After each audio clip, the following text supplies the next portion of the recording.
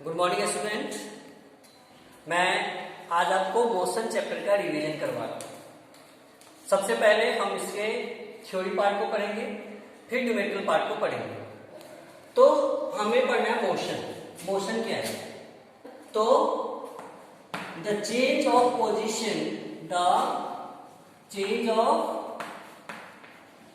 Position of an object in per unit of time, in per unit of time।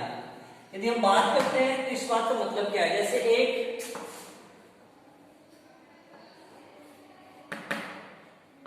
बस जो है वह चलती है, क्या खड़ी है और 5 सेकंड में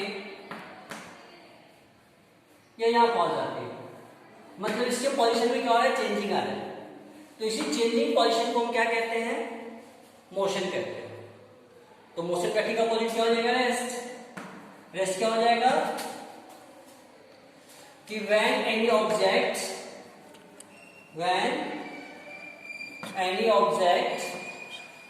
does not change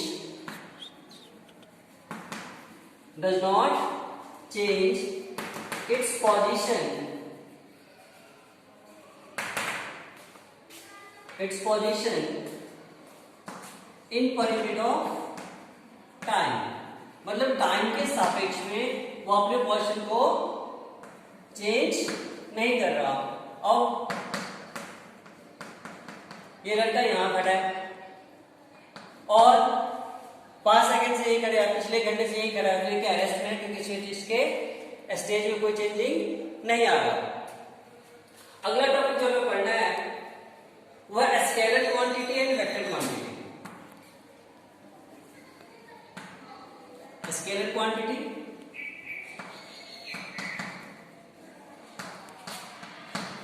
तो स्केलर क्वांटिटी होता क्या है? ऐसा क्वांटिटीज में केवल क्या हो? एक ही चीज हो, उसका केवल डायरेक्शन हो, डायरेक्शन नहीं हो। तो हम क्या कैसे डिफाइन करेंगे? The physical quantity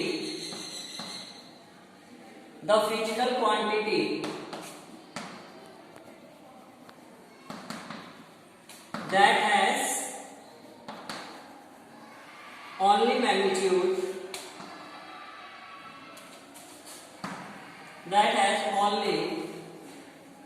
magnitude, but only magnitude is called a scalar quantity।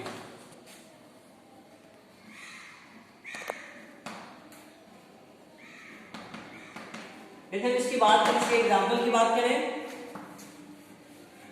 तो इसके एग्जाम्पल में हमें क्या दिखता है? डिस्टेंस इसका एग्जाम्पल हो सकता है क्योंकि मैंने कहा कि मेरी बाइक ने 5 किलोमीटर का डिस्टेंस तय किया, तो इसमें ये बात पता नहीं चल रहा कि बाइक किधर है, उसका डायरेक्शन क्या था। ठीक है, तो ये क्या हो गया? Scalar quantity. डिस्टेंस क्या है? स्केलर क्वांटिटी है। वैसे हम बात करते हैं vector quantity.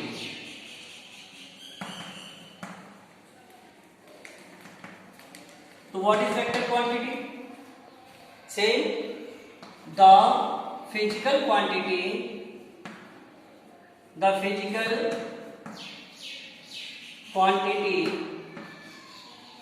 that has both magnitude and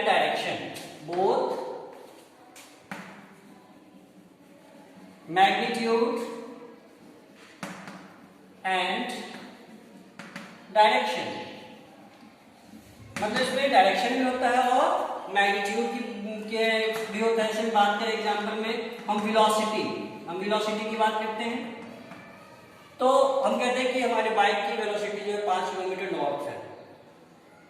तो यह क्या होगा? डायरेक्शन की बात होती है। लेकिन जब हम स्पीड की बात करते हैं तो स्पीड में डायरेक्शन नहीं होता, तो वह क्या है? Scalar quantity. Student, now what is the difference between vector and scalar? Scalar और वेक्टर में मेन डिफरेंस क्या है? जैसा हमने इसके डेफिनेशन में पढ़ा है कि it has both magnitude and direction. Vector में क्या होता है? मैग्नीट्यूड भी होता है और डायरेक्शन भी होता है, और स्केलर में क्या होता है? केवल मैग्नीट्यूड होता है। उसके बाद क्या होता है सेकंड, यदि हम इसका डिफरेंस देखें तो इसे हम कॉमन अरिथमेटिक प्रोसेस के द्वारा ऐड या सब्ट्रैक्ट नहीं कर सकते। इट कांट बी एडेड और subtracted according to the rule of arithmetic. जैसे हम सिंपली करते हैं 2 + 4 = 6, हम ऐसा नहीं कर सकते। इसके लिए क्या होता है, आपको अलग, जब आप सीनियर क्लास में जाएंगे तो एक अलग मैथमेटिक्स के पार्ट्स पढ़ेंगे जिसे हम कहते हैं वेक्टर। आगे बढ़ते हैं स्केलर में, तो इट कैन बी एडेड और subtracted according to the rule of arithmetic. और इसे हम क्या कर सकते हैं, सिंपली ऐड और सब्ट्रैक्ट कर सकते हैं by the rule of arithmetic. जैसे हम इसमें डिस्टेंस ट्रेवल करता है, कोई पहले 2 किलोमीटर गया, फिर यहाँ से यहाँ तक 4 किलोमीटर गया, तो हम इसको सिंपली जोड़ देंगे 4 और 2 6 किलोमीटर की डिस्टेंस तय की, क्या हो जाएगा, स्केलर क्वांटिटी हो गया। इसका एग्जांपल क्या है, फोर्स, डिस्प्लेसमेंट एंड वेलोसिटी। और स्केलर का एग्जांपल क्या है, डिस्टेंस, स्पीड, टाइम और बहुत सारे etc एक्सेट्रा। और हम करते हैं अगला चीज में पढ़ना है डिस्टेंस एंड डिस्प्लेसमेंट। डिस्टेंस क्या होता है, जैसे आप अपने घर से स्कूल तक आते हो और मान लो कि आपकी गली कुछ यूं है, पहले आप यहाँ पे आते हो, फिर यहाँ पे आते हो और आपका स्कूल क्या है, इधर है, और ये 3 मीटर है, ये 4 मीटर है, तो आपने कितने डिस्टेंस को कवर किया, 7 मीटर के डिस्टेंस को कवर किया। तो हम इसको कैसे डिफाइन करेंगे कि the actual length covered by a body from initial point जहां से हम शुरू करते हैं, from initial point to final point at the time of motion. The actual length covered by a body from initial point जहां से हम शुरू करते हैं to the final point at a time of motion. मतलब जब मोशन में कोई चीज होती है तो इनिशियल और फाइनल पॉइंट तक आने में जितना टाइम लगता है उसको क्या कहते हैं, डिस्टेंस कहते हैं। और डिस्प्लेसमेंट क्या है, the shortest distance between initial point and final point, मतलब इनिशियल और फाइनल पॉइंट के बीच का शॉर्टेस्ट डिस्टेंस। तो यदि हम देखें, यदि हमारे पास कोई ऐसा रास्ता बन जाए तो सबसे शॉर्टेस्ट होगा। तो यदि हम देखें यहाँ पे क्या है, हमने 3 लिया है और दूसरा क्या है 4 है, तो हम ये इसको निकालेंगे, आपको पता है ये तो क्या हो जाएगा, हाइपोटेन्यूज हो जाएगा। और इसके लिए क्या होता है, h = √p² plus b², √3² plus 4² that is 9 and 16, total sum is 25। और इसको रूट ब्रेक करेंगे तो क्या हो जाएगा, 5 हो जाएगा, है ना।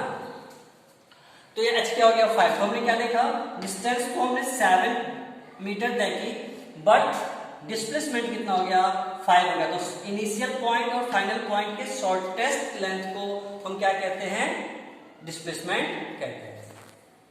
So student, we have studied about the distance and displacement. Now we have to study about what is the difference between distance and displacement. So पहला डिस्टेंस क्या है कि आपने जैसे डेफिनेशन में पढ़ा कि एक्चुअल लेंथ क्या होता है बॉडी ड्यूरिंग द मोशन, और shortest distance from initial point to final point. हमने अब इसमें क्या है कि इसमें डायरेक्शन नहीं होता, तो क्या होगा, distance is a scalar quantity and displacement is a vector quantity. अब distance is always equal to और greater than the displacement. Distance जो होता है हमेशा क्या होता है, डिस्प्लेसमेंट से बड़ा होता है, और क्या होता है, या उसके इक्वल हो सकता है, बट डिस्प्लेसमेंट हमेशा क्या होगा, स्मॉलर देन और इक्वल टू डिस्टेंस। किससे होगा, डिस्टेंस से हमेशा ये क्या होगा, स्मॉलर होगा और इक्वल टू हो सकता है। या जो है हमेशा क्या होता है, पॉजिटिव, डिस्टेंस हमेशा पॉजिटिव होता है, और ये कभी भी जीरो नहीं हो सकती। जब यहाँ से यहाँ तक चले और यहाँ से यहाँ तक चले, 3 और 3 हो जाएंगे 6। लेकिन डिस्टेंस डिस्प्लेसमेंट क्या हो सकता है, पॉजिटिव भी हो सकता है, नेगेटिव भी हो सकता है और जीरो हो सकता है। जैसे हमने देखा है यहाँ पे ये क्या था, पॉजिटिव था, ये 3 था, 4 एंड 5, तो ये क्या हो गया, पॉजिटिव है। बट यदि एक बॉय यहाँ से चलना शुरू करता है और यहाँ पे पहुंचता है, और फिर फाइनली वो क्या करता है, वापस यहाँ पे चला जाता है, तो इनिशियल पॉइंट और फाइनली क्या हो जाएगा, प्लस का एरिया 3 मीटर है, हो जाएगा प्लस का 3 और हो जाएगा माइनस का 3, क्योंकि वापस आ रहा है। फिर क्या हो जाएगा, प्लस का 3 और माइनस 3 क्या हो जाएगा, 0। तो डिस्प्लेसमेंट क्या हो जाएगा, 0, बट डिस्टेंस क्या हो जाएगा, 3 मीटर प्लस 3 मीटर। और मान लीजिए कि कोई स्टूडेंट जो है, ये कोई बॉय है, वो क्या करता है, यहाँ से चलता है, ये 3 मीटर है, और बैक 4 किलोमीटर का, तो ये क्या हो जाएगा प्लस का 3 और माइनस का 4, तो क्या हो जाएगा इसका डिस्प्लेसमेंट कितना हो जाएगा माइनस का 1, कितना हो जाएगा माइनस का 1। तो हमने क्या देखा डिस्प्लेसमेंट क्या हो सकता है पॉजिटिव हो सकता है, नेगेटिव हो सकता है और जीरो हो सकता है। अब हमें पढ़ना है यूनिफॉर्म मोशन। यूनिफॉर्म मतलब क्या एक जैसा। तो when any object travel equal distance in equal interval of time, when any object travel equal distance in equal interval of time, it is called uniform motion। इसको क्या कहते हैं यूनिफॉर्म मोशन कहते हैं। दूसरा क्या है, अब ठीक इसका उल्टा करो, यूनिफॉर्म क्या हो जाएगा कि when any object travel unequal distance, क्या हो जाएगा unequal distance in equal distance of time, यहाँ बस अन लगा देना है, ये क्या हो जाएगा नॉन यूनिफॉर्म हो जाएगा। ठीक है, when any object travel unequal distance in equal interval of time। अब वो बात करते हैं स्पीड की। the distance travel by a body per unit of time, किसी बॉडी के द्वारा per unit of time, per unit of time होता है सेकंड में, जितनी डिस्टेंस कवर की जाती है उसको क्या कहते हैं उसकी स्पीड कहते हैं। स्पीड को हम किससे मापते हैं स्पीडोमीटर से। आपने आपको बाइक में देखा होगा उसमें स्पीडोमीटर भी होता है और ऑडोमीटर भी होता है। ऑडोमीटर जो होता है वो क्या दिखाता है टोटल डिस्टेंस ट्रैवल, कितना उस बाइक आज तक चला उसको क्या कहते हैं ऑडोमीटर। और स्पीडोमीटर क्या दिखाता है कि किस स्पीड से जो बाइक चल रही है तो उसकी स्पीड घूमती रहती है, वो क्या होती है स्पीडोमीटर है। स्पीडोमीटर है जो उसके स्पीड को शो करती है। अब बात आता है एवरेज स्पीड की। एवरेज का मतलब होता है, मैथ का आपने पढ़ा होगा कि एवरेज का मतलब क्या होता है ratio of total and given जो भी है। तो the ratio of total distance travel and total time taken, the ratio of total distance travel and total time taken is called average speed. Average speed का formula हमारे पास क्या हो गया कि the total distance travel upon में total time taken. अब same चीज है यूनिफॉर्म स्पीड। तो जो यूनिफॉर्म मोशन है बस उससे मिलता जुलता है, यानी कोई ऑब्जेक्ट जो है वो कंटीन्यूअस सेम स्पीड में है तो वह क्या है यूनिफॉर्म स्पीड में होगा, क्योंकि टाइम इंटरवल के साथ उसके टाइम इंटरवल के साथ साथ क्या होगा उसके डिस्टेंस ट्रैवल में कोई चेंजिंग नहीं आएगी। तो यूनिफॉर्म स्पीड क्या हो जाएगा कि when any object travel equal distance in equal interval of time in constant speed is called uniform speed. और ठीक है वही चल जाएगा कि when any object travel unequal distance in equal interval of time with inconsistent speed is called non-uniform motion। तो अब हमें पढ़ना है एक्सेलरेशन। एक्सेलरेशन क्या होता है the rate of change of velocity per unit of time, मतलब पर यूनिट ऑफ टाइम में किसी भी चीज की वेलोसिटी चेंज। जैसे आपने देखा होगा कि बाइक आप जब चलाते हैं तो मोड़ पे आते हैं तो उसकी स्पीड अपने आप कम हो जाती है, क्योंकि बाइक क्या होता है एक्सेलरेट होता है। क्या होता है एक्सेलरेट होता है। एक्सेलरेशन क्या है the rate of change of velocity per unit of time. तो क्या हो गया इसका फॉर्मूला क्या हो जाएगा चेंज इन वेलोसिटी अपॉन में टाइम। और चेंज इन वेलोसिटी क्या होता है v माइनस u, क्या होता है v माइनस u अपॉन में टाइम क्या हो जाएगा t। तो इसलिए हमारे पास एक्सेलरेशन का एक फॉर्मूला आ गया। दूसरा टर्म हमारे पास रिटार्डेशन। रिटार्डेशन मतलब क्या होता है negative acceleration is called retardation. Negative acceleration को क्या कहते हैं रिटार्डेशन कहते हैं। अब फर्स्ट इक्वेशन, अब हमें पढ़ना है यहाँ से थ्री लॉज ऑफ इक्वेशन। पहला क्या है, पहला जो है वो है v is equal to u plus a t. अब हमें इसको प्रूव करना है मैथमेटिकली कि v बराबर यू प्लस ए टी, क्या यह सही है। चलिए हम इसको चेक करते हैं। हमने क्या पढ़ा a is equal to v minus u upon में t, a is equal to v minus u upon में t। अब इसको हमने क्रॉस मल्टीप्लाई करें तो a की बराबर क्या हो जाएगा v माइनस यू, अब माइनस का जो इस पर आया तो प्लस का जो होगा u plus a t is equal to v।